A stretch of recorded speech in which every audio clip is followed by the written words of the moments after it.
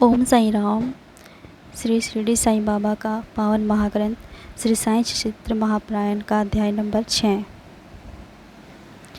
श्री साईं बाबा का अवतार, पावन तीर्थ शिरडी। श्री साईं बाबा का व्यक्तित्व। श्री साईं बाबा का अवतार। भारत भूमि संतों की भूमि है। यहाँ समय समय पर अनेक संतों ने अवतार लेकर सत्य मार्ग का दिग्दर्शन किया है। ऐसे संतों में ज्ञानदेव, मुक्ताबाई, निवृत्तिनाथ, गोरा, नामदेव, गोनाई, तुकाराम, एकनाथ, नरहरि, नरसी, सदना, कसाई, सावंता, माली, रामदास आदि अनेक संत शामिल हैं। इनके बाद सत्य मार्ग का दिग्दर्शन कराने के उद्देश्य से शिरडी में साईं बाबा ने अवतार लिया। जितने भी संत हुए हैं वे ईश्वर के अंशावतार थे, क्योंकि श्रीमद् भागवत गीता के 4 अध्याय के श्लोक 7-8 में स्वयं भगवान श्री कृष्ण ने अर्जुन को संबोधित करते हुए कहा है कि हे भारत, जब जब धर्म की हानि और अधर्म की वृद्धि होती है तब तब ही मैं प्रकट होता हूँ। साधु पुरुषों के उद्धार, दुष्कर्म करने वालों का नाश करने व धर्म की स्थापना के लिए हर युग में मैं ही अवतरित होता रहता हूँ।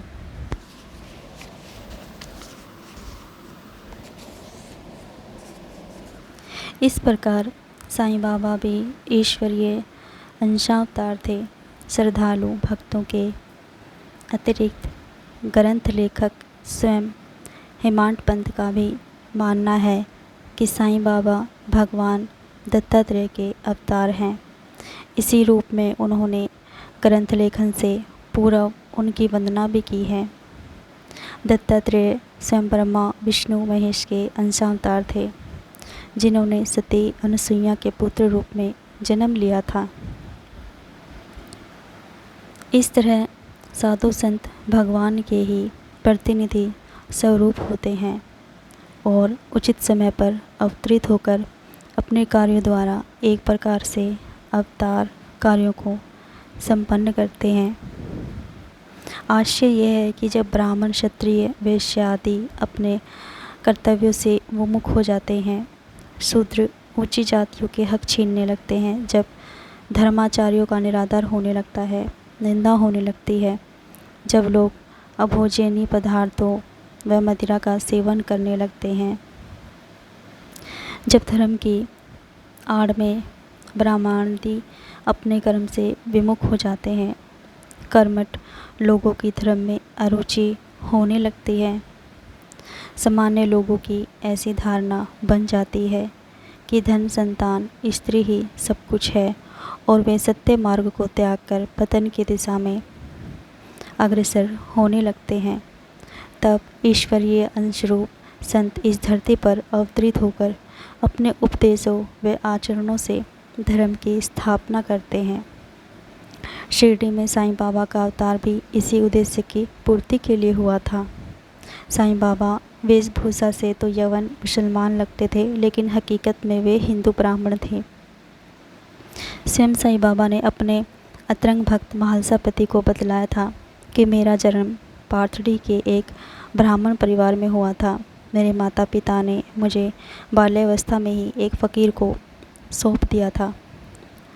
उस समय वहाँ पाथड़ी से कुछ लोग आए हुए थे। तब बाबा ने पाथड़ी के अपने परिचितों की कुशलक्षेमता भी पूछी थी।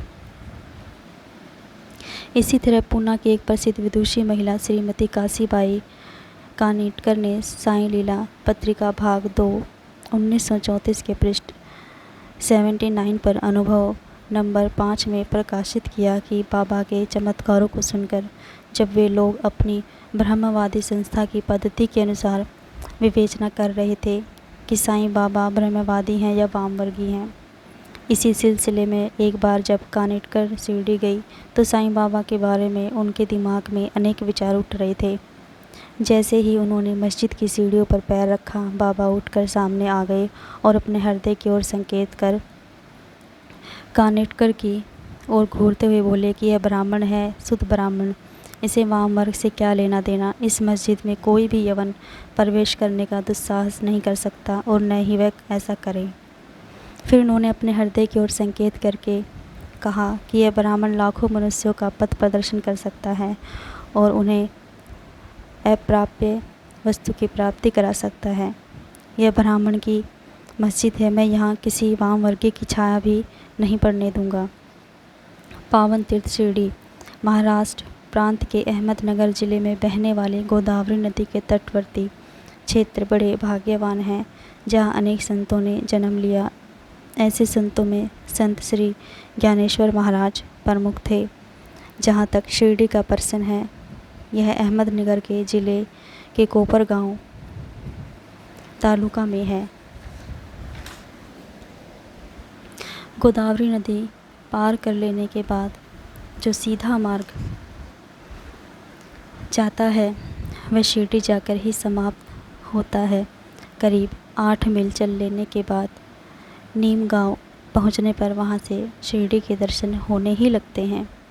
शिरडी भी उतना ही प्रसिद्ध तीर्थ स्थल है जितने कृष्णा नदी के तटवर्ती अन्य तीर्थ स्थल गाणगापुर, नरसिंहवाड़ी, औदुंबर आदि प्रसिद्ध हैं। श्री साईं बाबा ने शिरडी में अवतार लेकर उसे उतना ही पावन बना दिया जितना पावन दामोजी ने पंढरपुर के निकट मंगलवेढ़ा को, समर्थ रामदास ने सज्जनगढ़ को, दत्तावतार नरसिंह सरस्वती ने वाड़ी को पावन बनाया था। साईं बाबा का व्यक्तित्व। श्री साईं बाबा शांति प्रिय व ज्ञान के प्रतिरूप ही थे। वे राजा कर्ण के समान दानी थे। सांसारिक पदार्थों में उनकी कोई भी रुचि नहीं थी।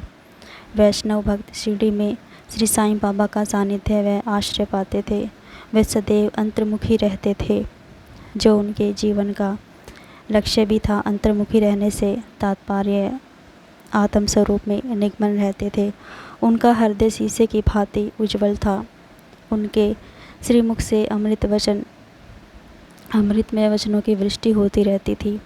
उनकी दृष्टि में अमीर गरीब उच्च नीच सब समान थे। मान अपमान की उन्हें कोई फिक्र ही नहीं थी। श्री साईं बाबा निर्भीकता से संभाषण करते थे, हर प्रकार के लोगों से मिलते जुलते थे। वे नर्तकियों के नृत्य देखते थे और गज़ल कव्वालियाँ भी सुना करते थे। इतना सब होने पर भी वे समाधि में ही रहते थे। उनके होठों पर सदैव अल्लाह का नाम रहता था। जब सारा संसार सो जाता था तब वे जागते थे। उनकी यह स्थिति निर्गुण संत कबीर जैसी ही थी। कबीर दास भी रात में जागते रहते थे। उन्होंने स्वयं कहा भी है, सुखिया सब संसार है, खाए अरु सोए, दुखिया दास कबीर है, जागे अरु रोए। श्री साईं बाबा का हृदय संसार की भांति शांत था। कोई भी उनकी कार्य प्रणाली से वाकिफ़ नहीं था। वे रहते थे केवल शिरडी की मस्जिद द्वारका माई में, लेकिन उन्हें संसार के सारे व्यवहार का संपूर्ण ज्ञान था। वे नित्य ही किंवदंतियाँ कहते रहते थे, फिर भी उनकी अखंड शांति कभी भंग नहीं होती थी, अर्थात आत्म स्वरूप से लो नहीं हटती थी। वे प्राय मस्जिद की दीवार के सहारे बैठे रहते थे और सुबह शाम व दोपहर को वायु सेवन के लिए लेंडी व चावड़ी की तरह चले जाया करते थे। उस समय भी वे अपने आत्म स्वरूप में निमग्न रहा करते थे।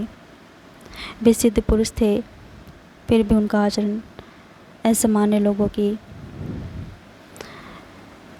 लोगों की तरह था।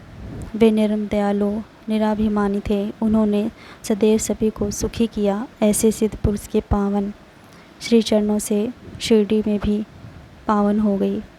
जिस तरह संत ज्ञानेश्वर ने आलंदी को और एकनाथ ने पैंठन को पावन किया था, ठीक उसी तरह श्री साईं बाबा ने शिरडी को पावन किया था। शिरडी के पुष्प पत्र कंकड़ पत्थर धन्य हो गए जहाँ श्री साईं बाबा के चरण पड़े।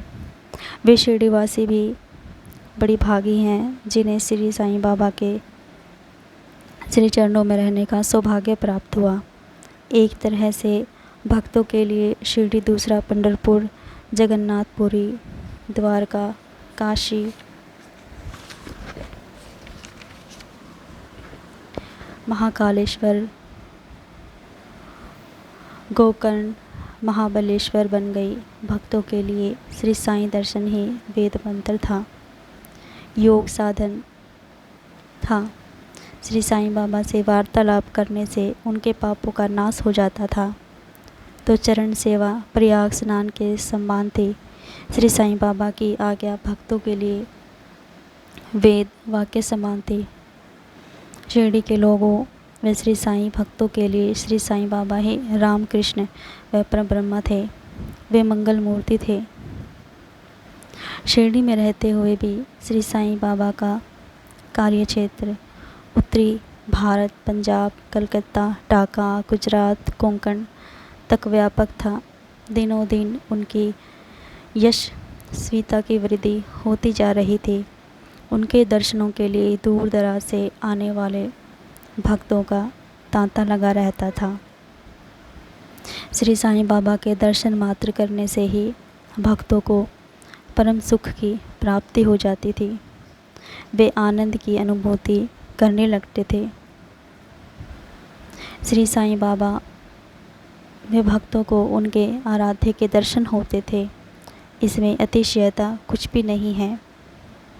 अगले अध्यायों में ऐसे चमत्कारों का वर्णन किया जाएगा।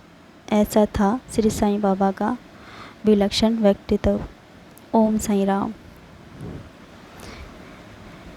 श्री साईं बाबा आप सबकी रक्षा करें। श्री साईं बाबा आप सबकी समस्त मनोकामनाओं को पूर्ण करें। ओम साईं राम। श्री साईं शरणम। शुभम भवन्तु।